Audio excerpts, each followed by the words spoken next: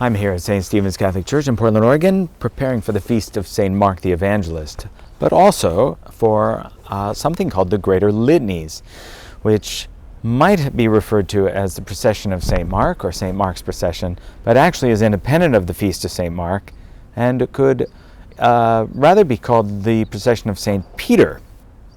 Well, let's find out more about that. Reading from Venerable Prosper Gueranger's book, The Liturgical Year, Volume 8 on Paschal Time, Book 2, page 350. St. Mark's Procession. This day is honored in the liturgy by what is called St. Mark's Procession.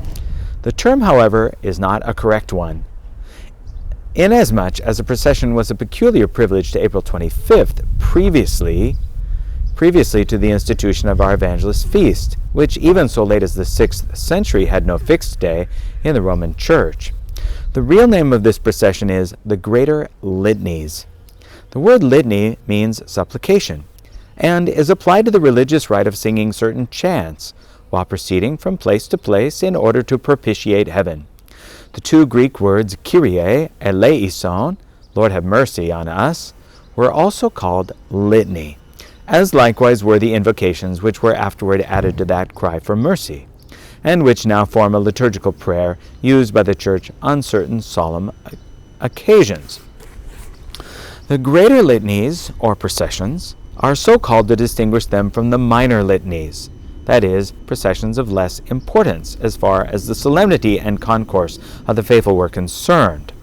Now you might recall here that there are 3 days called the lesser litanies, and those are the 3 days preceding the Ascension Thursday. So those are the Monday, Tuesday, Wednesday, Triduum of Rogation days, the lesser litanies, preparing for Ascension Thursday. So this is the Greater Litanies, which is on April 25th.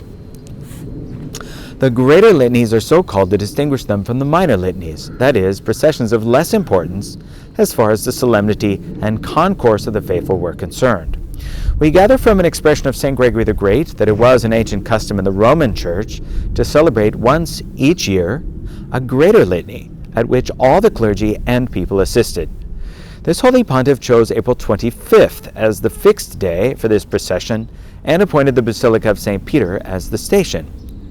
Now, several writers on the liturgy have erroneously confounded this institution with the processions prescribed by St. Gregory for times of public calamity.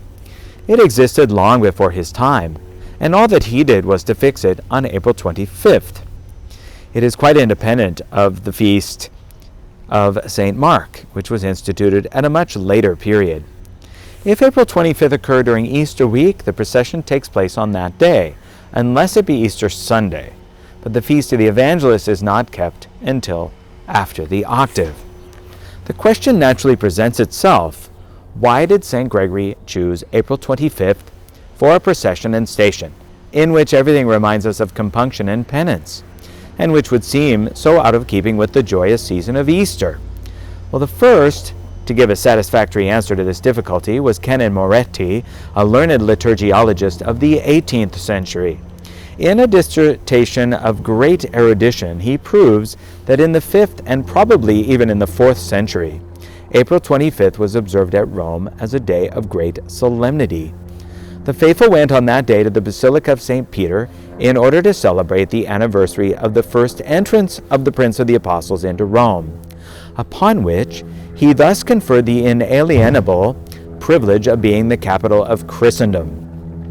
It is from that day that we count the 25 years, 2 months, and some days that St. Peter reigned as Bishop of Rome. The sacramentary of St. Leo gives us the Mass of this solemnity, which afterwards ceased to be kept. St. Gregory, to whom we are mainly indebted for the arrangement of the Roman liturgy, was anxious to perpetuate the memory of a day which gave to Rome her grandest glory. He therefore ordained that the Church of St. Peter should be the station of the Great Litany, which was always to be celebrated on that auspicious day. April 25th comes so frequently during the octave of Easter that it could not be kept as a feast, properly so called, in honor of St. Peter's entrance into Rome. St. Gregory therefore adopted the only means left of commemorating the great event. But there was a striking contrast resulting from this institution, of which the Holy Pontiff was fully aware, but which he could not avoid. It was the contrast between the joys of Paschal time and the penitential sentiments wherewith the faithful should assist at the procession and station of the Great Litany. Laden as we are with the manifold graces of this holy season, and elated with our Paschal joys, we must sober our gladness by reflecting on the motives which led the Church to cast this hour of shadow over our Easter sunshine. After all, we are sinners, with much to regret and much to fear. We have to avert those scourges which are due to the crimes of mankind. We have, by humbling ourselves and invoking the intercession of the Mother of God and the saints, to obtain the health of our bodies and the preservation of the fruits of the earth. We have to offer atonement to divine justice for our own and the world's pride, sinful indulgences, and insubordination. Let us enter into ourselves and humbly confess that our own share in exciting God's indignation is great, and our poor prayers, united with those of our Holy Mother, the Church, will obtain mercy for the guilty and for ourselves who are of the number. A day, then, like this, of reparation to God's offended majesty, would naturally suggest the necessity of joining some exterior penance to the interior dispositions of contrition which filled the hearts of Christians. Abstinence from flesh meat has always been observed on this day at Rome, and when the Roman liturgy was established in France by Pepin and Charlemagne, the Great Litany of April 25th was, of course, celebrated, and the abstinence kept by the faithful of that country. A council of Aix-la-Chapelle in 836 enjoined the additional obligation of resting from servile work on this day. The same enactment is found in the Capitularia of Charles the Bald. And as regards fasting, properly so called, being contrary to the spirit of Paschal time, it would never seem to have been observed on this day, at least not generally. Amalarius, who lived in the 9th century, asserts that it was not then practiced, even in Rome. Well, during the procession, the Litany of the Saints is sung, followed by several versicles and prayers. The Mass of the Station is celebrated according to the Lenten rite, that is, without the Gloria in excelsis and in purple vestments. We have inserted the Litany of the Saints in the following volume for the Rogation days. We take this opportunity of protesting. So what he's referring to there is, so the prayers for the Litany of the Saints. If you have a hand missal, we'll pause here for a moment. If you have a hand missal for the 1962 missal or earlier, you will find in it the Litany of the Saints. Now, if you look at that, it's not just the Litany of the Saints, because afterward it has all sorts of other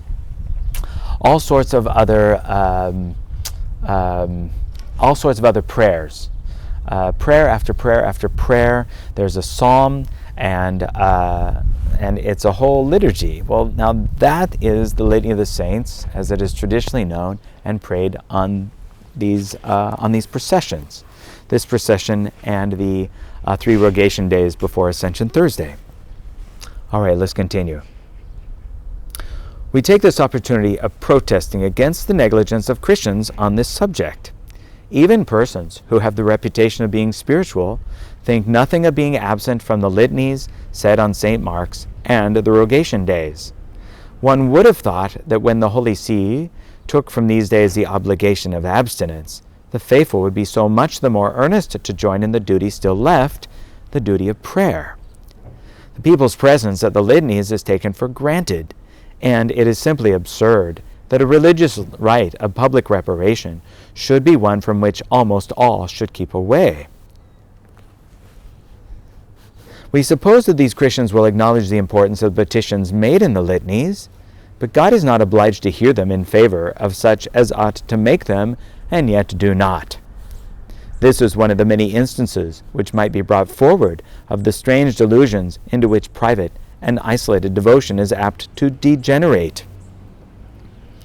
In other words, devotion that is merely private is not preferable to devotion that is public and shared by all. We continue. When St. Charles Borromeo first took possession of his see of Milan, he found this negligence among his people, and that they left the clergy to go through the litanies of April 25th by themselves. He assisted at them himself, and walked barefooted in the procession. The people soon followed the sainted pastor's example. All right, well, there we are. So, I have a painting here of St. Charles Borromeo that perhaps you can see here. A painting shows him there, and he's carrying a cross underneath a canopy. And you see that he is in his cardinalatial robes and walking barefoot, as are the other vested among him. And that is the tradition that we find among kings, queens, emperors, the aristocrats and the commoners alike, walking barefoot in this procession in penitential robes. Well, we will be having this procession at St. Stephen's on April 25th, which this year of our Lord, 2022, falls on Monday. We'll have this procession after sung Vespers for the feast, for the solemnity, or for the feast of St. Mark. We'll have sung Vespers, followed immediately by the procession, singing of the litanies and the procession, and when we arrive back at the church with a Mass of Rogation. And this is a good opportunity for us to give thanks to God for all the graces of a Holy Lent, to have one more opportunity to avail ourselves of penance, even amid this joyous Easter season. And so I hope you will join us. Sung Vespers is at 5 p.m., followed around 5:35 or so by the litanies, and then we will set out on the procession through the neighborhood, following the crucifix. And when we return, we will celebrate a Rogation Mass for the occasion, for the entrance of St. Peter into Rome. Well, don't miss a day of prayer with us.